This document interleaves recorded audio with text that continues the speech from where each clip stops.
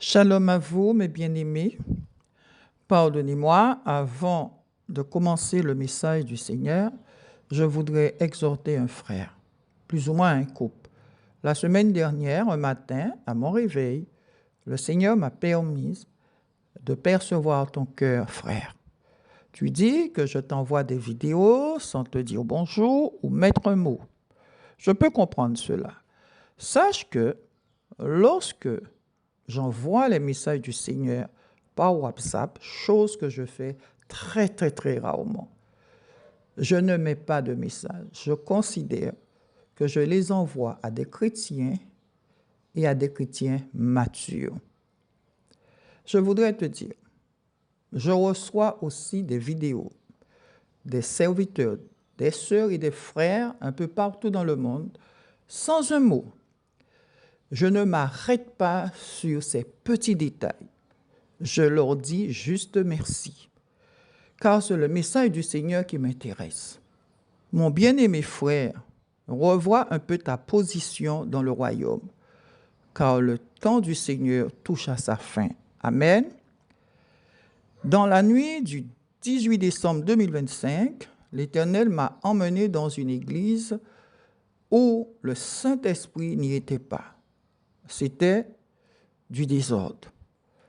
Le Seigneur me montra un peuple qui vit pour les choses de ce monde, des disputes inutiles.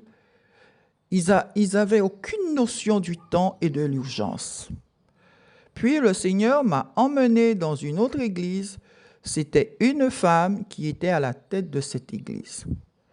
Ô femmes, sachez que l'Éternel ne vous a jamais établi chef de son église. Jamais.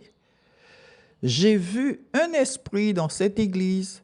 C'était ce même esprit qui communiquait avec l'autre église. Et le Seigneur m'a montré comment cette femme Jézabel détournait l'argent de cette église par des virements. Le dernier virement qui a été fait était de montant de 700 €. Ces deux églises étaient vides de la présence du Saint-Esprit sans discernement. C'était du désordre. J'ai vu une partie de ces deux églises fermées. Et dit le Seigneur, repentez-vous pendant ce très peu de temps qu'il vous reste. L'Éternel me dit, la séparation du blé et de l'ivraie sont arrivées. Le temps de la grâce arrive à sa fin. Le Seigneur me dit, ils ont fait de mon église le monde, un marché, un club. Ils ont oublié que c'est moi le chef de mon église. Il m'a dit le Seigneur, il vous a pesé et vous a trouvé léger, rempli d'orgueil. Puis il me dit le Seigneur, je viens maintenant mettre de l'ordre dans mon église. Après d'être sorti dans cette vision, je suis resté éveillé à méditer sur le corps de Christ. Je me suis senti très mal. Il m'a dit l'Éternel, qu'il t'écoute ou qu'il ne t'écoute pas, sentinelle sonne de la trompette. Il m'a redit, Lynn, qu'il t'écoute ou qu'il ne t'écoute pas, sonne de ma trompette. À 4h36, en prière, l'Éternel m'a dit ceci d'une voix assez ferme, avec un cœur triste. De voir le grand nombre de personnes qui n'étaient pas prêtes à changer de vie, à changer leur vie. Ils ont préféré les choses de ce monde qu'au Seigneur Jésus-Christ qui a donné sa vie à la croix pour eux. Il m'a dit, Lynn, ma fille, dis-leur, c'est le temps. C'est le temps de la séparation du blé et de l'ivraie. Il répète encore le Seigneur d'une voix plus forte. Dis-leur, le temps de se jouer de moi est terminé. Ma patience est arrivée à son terme. Le temps de la séparation est arrivé. J'ai vu la partie gauche du ciel fermée par l'obscurité. L'autre partie à droite était aussi dans l'obscurité, en train de descendre sur la terre. Ils étaient très, très bas. Il était très, très bas. Il en restait très peu. À ceux qui m'appartiennent, dit le Seigneur, je vous protégerai du ténèbre.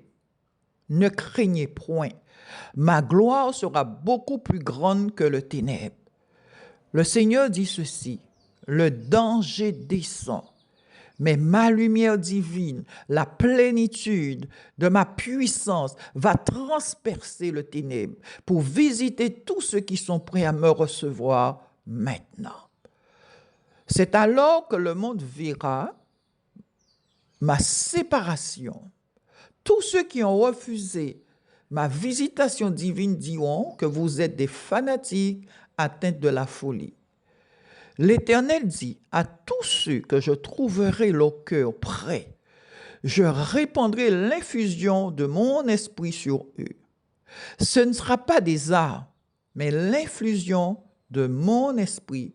Vous serez ivres de mon esprit. Alléluia.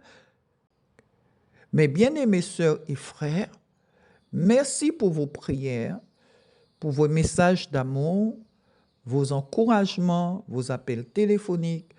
Cela me fait beaucoup, beaucoup de bien. J'ai besoin de vos prières. À tous ceux qui m'aiment, bien entendu.